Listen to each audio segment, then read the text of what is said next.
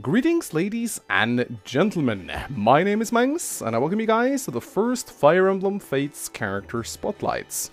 For those of you who are new to this series, this is a show where I spotlight a particular character from one of the Fire Emblem games. It's not meant to be an in-depth analysis, but rather a small introduction to their backstory and in-game statistics. To celebrate the European release of the newest Fire Emblem game, I will be doing a series of Fate spotlights over the coming months. Needless to say, these spotlights will contain minor story spoilers, but only revolving around the characters in question.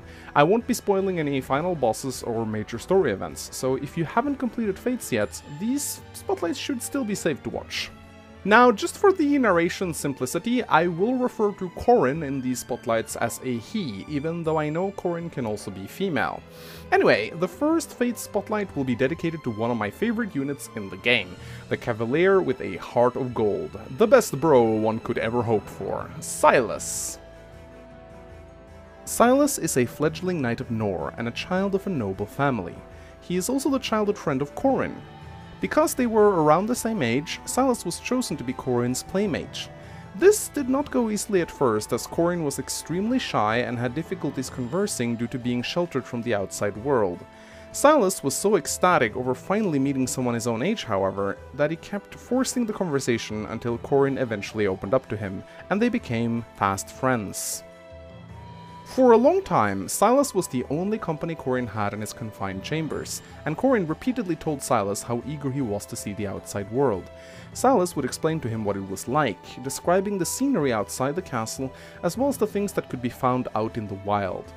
At one point, Silas attempted to smuggle Corrin outside the castle walls to go on a picnic, but they were caught by the castle's royal guard, and Silas was almost executed for attempting to kidnap the prince.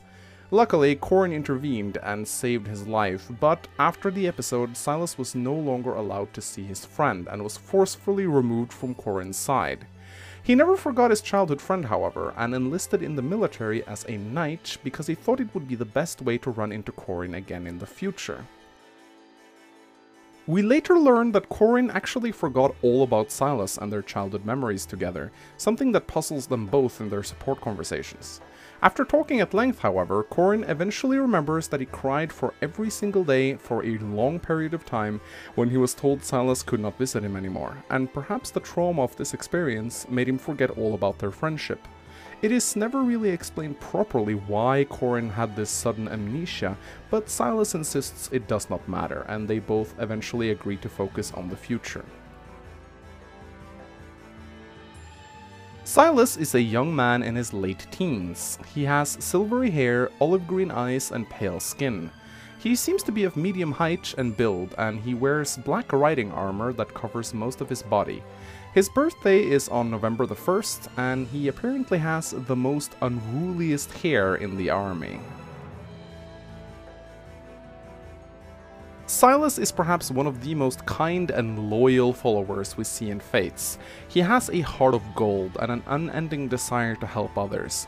In most of his support conversations, we see Silas helping out his partner in one way or another, and he shows extreme dedication and stubbornness when it comes to fulfilling his promises.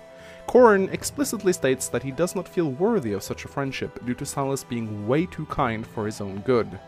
Silas is also portrayed as slightly naive, but he can also be a little distrustful towards people he thinks can be dangerous to Corrin, as seen in his supports with Ashura, where he suspects her of being an enemy spy. Still, it does not take long for him to warm up to even the most suspicious individuals, and he usually ends up winning their favor in one way or another. Silas is one of the few units aside from Corrin that are playable in all three paths of the game. He joins in Chapter 7 both in Birthright and Conquests, as well as Chapter 14 in Revelations.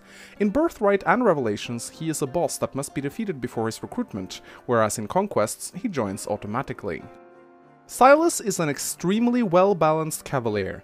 All of his growths, aside from his magic and resistance, are above 50%, making him a well-rounded unit with no real weakness to speak of.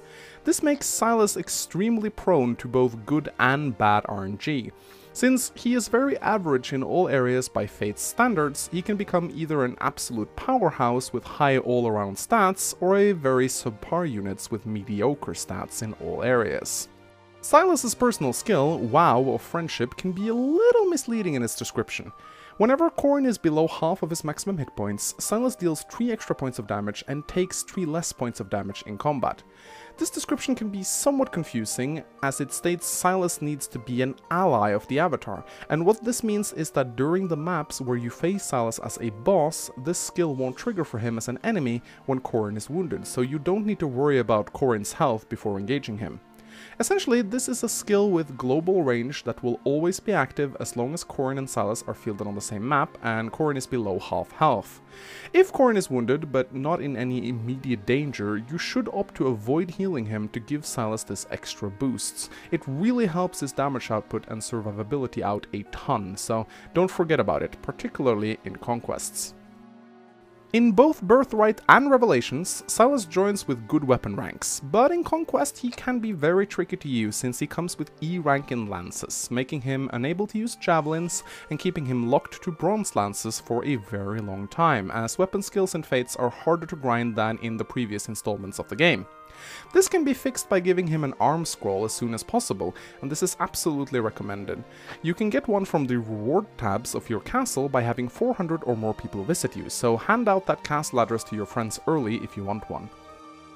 Silas can promote to either a Great Knight or a Paladin. The Great Knight class gives him access as well as good defense, but it also does hamper him with a weakness towards armor slayers and hammers, and combined with him already being weak to beast killers, this does paint more targets on his back when facing larger groups of enemies.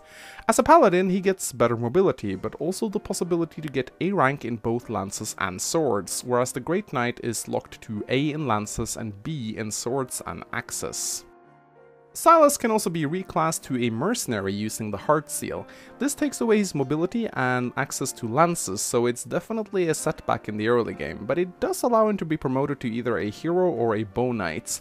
This is in my opinion completely up to the player's personal preference, but I would avoid it on your first playthrough as that mounted mobility really shines in the early game.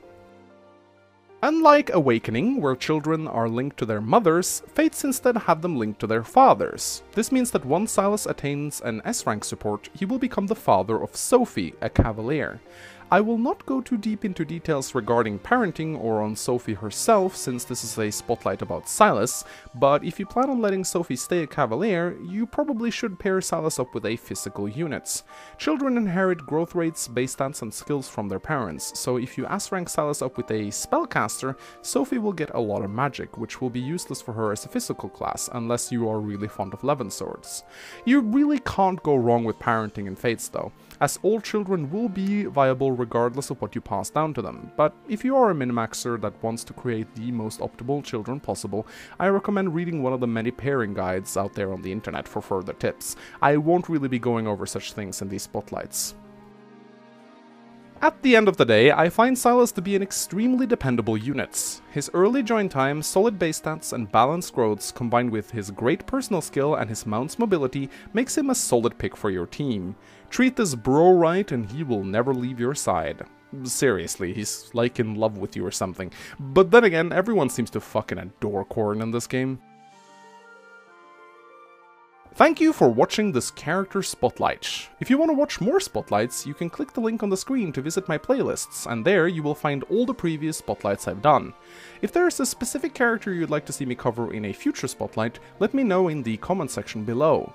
If you found this particular spotlight entertaining, please give this video a like and a comment, it really helps out the channel a lot, and if you want to be updated whenever I release future videos, you can subscribe. As always, my name is Min Manx, I hope you enjoyed this video, and I will see you next time. Goodbye.